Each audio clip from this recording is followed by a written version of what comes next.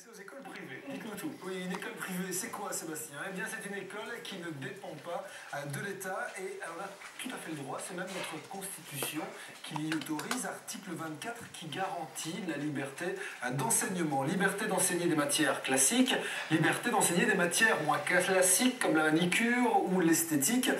Liberté surtout de déterminer les montants que les parents doivent débourser pour inscrire leurs enfants. Alors je vais vous donner un exemple. Le lycée français Molière à Bruxelles, c'est une école privée, frais d'inscription 700 € plus, parce que c'est pas fini, entre 4 et 6 000 € par année selon le niveau. Heureusement tout ça est payable par trimestre, ils sont gentils. Alors le coût, c'est pas la seule différence qu'il y a entre une école classique et une école privée. Et puis, une école privée, finalement, est assez différente d'une autre école privée. Alors mieux qu'un long discours, un petit reportage. Il est signé Baudouin Cartevels, il nous emmène à l'école Scola Nova d'Incourt. C'est dans le Brabant wallon, regardez. Une école où l'on enseigne 9 heures de latin par semaine en première secondaire pour 2 heures d'anglais seulement, ça existe encore. Et c'est le cas de l'école privée Scola Nova à Incourt. Est lingua latina difficilis? Lingua latina difficilis non est. Ah, qu'est-ce que ça veut dire, ça, que tu viens de dire en français? La langue latine n'est pas difficile? Voilà, tu trouves que c'est pas difficile? Non. Voici le fondateur de cette école, un amoureux ou un acharné des gréco-latines classiques. Pour lui, le latin, c'est la langue de l'avenir. C'est certainement la langue de l'avenir si l'Europe veut avoir une chance d'exister, ou de continuer à exister, parce qu'elle n'a jamais aussi peu existé que maintenant, malgré la monnaie. Dans les couloirs de l'école, une mère de famille flamande qui a fait 100 km pour inscrire ici ses 2 enfants. Pour elle, l'enseignement traditionnel est absolument insuffisant. Absoluut, absoluut. Hij zat in een gewone school, zat hij 4 klassen hoger, wat dus op sociaal vlak een heel groot probleem was. Le but ici, c'est de renouer avec la tradition pure et dure des gréco-latines anciennes. Mais pas avec le système désuet et mort, avec la langue latine. Donc finalement, à certains points de vue, on retourne plutôt au XVIe siècle, ou à l'époque d'Erasme. À la récré, on continue de parler latin entre profs et élèves. C'était difficile. J'étais en échec total et donc je suis passé ici pour réussir et ça va beaucoup mieux depuis que je suis ici. Et quelle est la différence que tu fais entre les 2 enseignements? J'ai appris à travailler, à étudier, à devenir autonome et tout. Et c'est plus sympathique ici, on est plus comme... On est tous amis. Faudra réussir au jury central. Oui, c'est ça. Ça, c'est quand même un souci. Ouais. Mais normalement, c'est pas une difficulté. Il y a ici une dizaine de professeurs, ceux qui sont payés le sont moitié moins que dans le traditionnel, et puis il y a des bénévoles et même des mères de famille particulièrement concernées. D'ailleurs, personne... Alors vous êtes payé pour donner cours ici? Alors non, je ne suis pas payée, mais on a établi un système de troc, si vous voulez, puisque mes 3 enfants sont à l'école. Ma fille sort maintenant, elle arrive à l'université, mais donc on a trouvé un arrangement, un échange de bons procédés. Je donne cours et en échange, mes enfants sont formés ici. Et vous ne payez pas le Minerval? Non. Le Minerval est élevé 3 750 € par an, alors est-ce l'école des seuls nantis et privilégiés sociaux? C'est un être brutal. En effet, c'est cher par rapport à l'enseignement officiel qui est dit gratuit. Si on compare aux autres écoles privées, réellement, nous avons les prix les plus bas, je pense, de tout le marché. Mais nous ne voulons exclure personne. Nous n'avons jamais exclu personne pour des raisons financières. Et une fondation est jumelée à l'école. Donc, toute personne intéressée peut demander une bourse et elle sera acceptée. Des cours d'art, de solfège, de chant et une chorale sont aussi organisés dans cette belle salle de spectacle. L'école compte de 40 à 70 élèves car certains ne suivent pas les cours à plein temps et poursuivent leur enseignement à domicile. Alors on vient d'entendre parler de jury central, et bien ça c'est la condition sine qua non.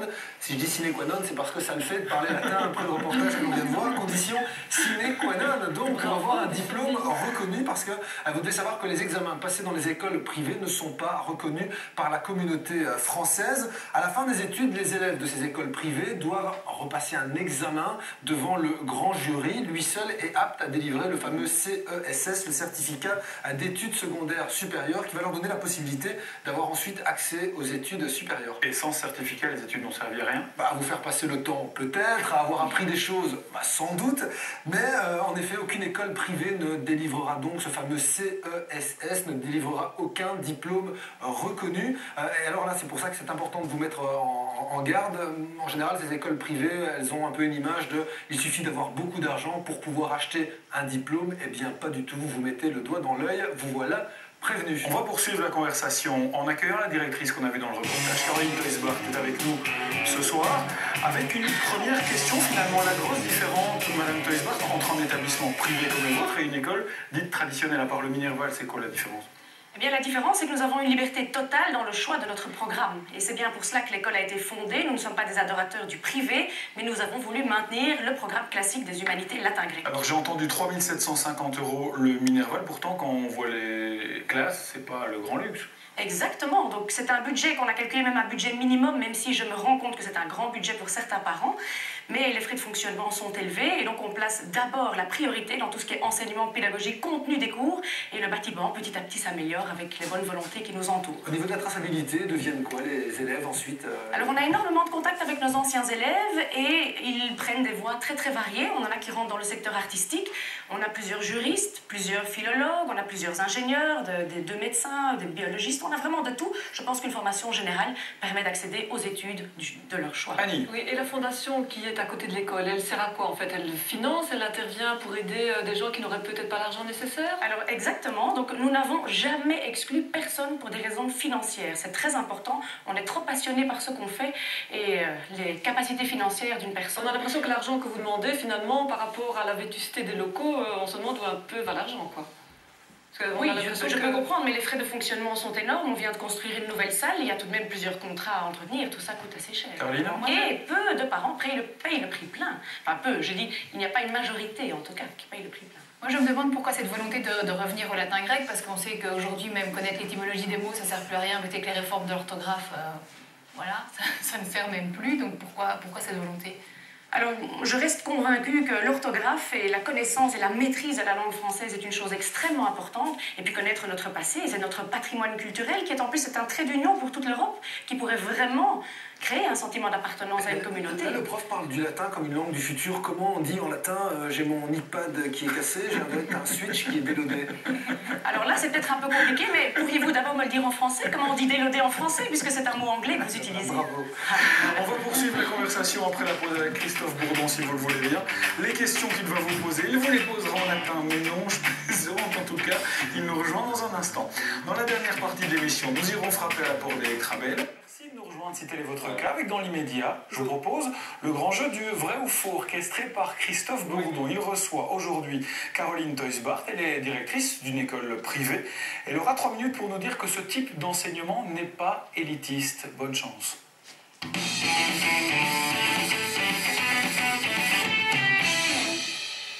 Madame Toysbart, vous allez bien? Très très bien, merci. Vous rappelez le principe du vrai ou faux, donc je vais vous poser une série de questions. À la fin, je vous dis vrai ou faux. Vous me répondez vrai ou faux avant de pouvoir développer votre réponse en 1 ou 2 phrases. Vous avez droit à un joker.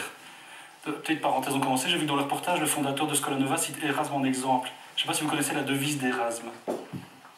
Non? C'est nulli concedo. Je ne fais de concession à personne. C'est exact. J'aurais dû pouvoir vous répondre. Eh oui, donc vous ne me voudrez pas si je fais mienne cette devise, mais je vous rassure, j'ai également fait mienne une autre devise, c'est celle de l'empereur Justinien Ier qui disait Alterum non laedare, qui veut dire Alterum non laedare. Oui. Ne pas blesser autrui. Laedare, oui, laedare, oui. Bon, je vais venir prendre des cours de rattrapage chez vous. Non, au niveau vous êtes le prononciation, bienvenu, il y a même des adultes qui viennent suivre des cours. Il y a même des adultes qui viennent... Mais je suis un grand enfant, vous savez. Est-ce que vous êtes prête? Je suis tout à fait prête. Alors c'est parti. Bon, allez, on va y aller cash. Payer un Minerval 3 750 € pour ne pas obtenir de diplôme officiel à l'arrivée, c'est de l'arnaque, vrai ou faux? Pas du tout, parce que le type... pardon, faux. Faux. Bien, bravo. C'est la formation qui compte et pas tellement le papier. Mais le papier, ils l'obtiennent également. Mais il faut quand même un résultat à l'arrivée, vrai ou faux? Vrai, il faut absolument un résultat à l'arrivée. La formation est la plus importante et le papier vient ensuite. En plus, j'ai calculé, si on fait ces 6 années primaires et ces 5 années secondaires chez vous, parce qu'il n'y a pas de 6e primaire, 6e secondaire, on est d'accord, ça va coûter 41 250 € de Minerval pour rien. Vrai ou faux? Faux. Pas pour rien, si vous estimez que la on n'a formation... pas de diplôme à la fin. Si vous estimez que l'enseignement ne donne qu'un diplôme, alors je pourrais répondre C'est quand vrai. même important, oui. Mais c'est la formation qui compte, je le répète. Ok. Alors malgré les 3750 € du Minerval, certains professeurs, on l'a vu dans leur reportage, sont payés moitié moins que dans le traditionnel, voire ils enseignent de façon bénévole. En fait, dans votre école, c'est pas les élèves qui sont pigeons, c'est les profs. Vrai ou faux? Vrai, si vous estimez que la rémunération est la chose la plus importante, mais les professeurs donnent cours par passion et ils ont une grande liberté dans le cadre de leurs cours et c'est ça qu'ils estiment le plus cher dans l'école. En même temps, on avait une mère de famille qui est enseignante. Ça, c'est une gifle pour les vrais professeurs. Vrai ou faux? Faux, puisque ce professeur-là, en plus, a son diplôme, elle a l'agrégation, donc elle est véritablement professeure, elle a donné cours également dans d'autres écoles. Mais tous vos enseignants sont des professeurs, ils ont tous suivi une formation? Faux, moi-même, je suis juriste et j'enseigne maintenant le latin et le grec. Mais justement, le latin, vous prenez l'enseignement du latin, qui est selon vous la langue de l'avenir. Franchement, parler le latin pour décrocher un emploi, c'est aussi utile que de chasser des pingouins au Sahara. Vrai ou faux? Je dirais faux, mais l'idée est utopique. Là, je vous le concède, même si elle n'est pas insensée. Et connaître le latin nous permet d'accéder à beaucoup de langues modernes d'aujourd'hui en Europe. Scola Nova, pour moi, c'est une école ghetto. Sauf que c'est, dans votre cas, une école, un ghetto pour le Gotha. Vrai ou faux?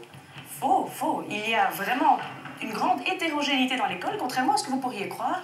Et nous ne voulons pas un public cible uniquement. Il y a des gens de tous les styles dans En même temps, sur votre site, vous mettez en avant la réussite de 11 de vos anciens élèves. 5 d'entre eux ont un petit 2 ou un 20 dans leur nom.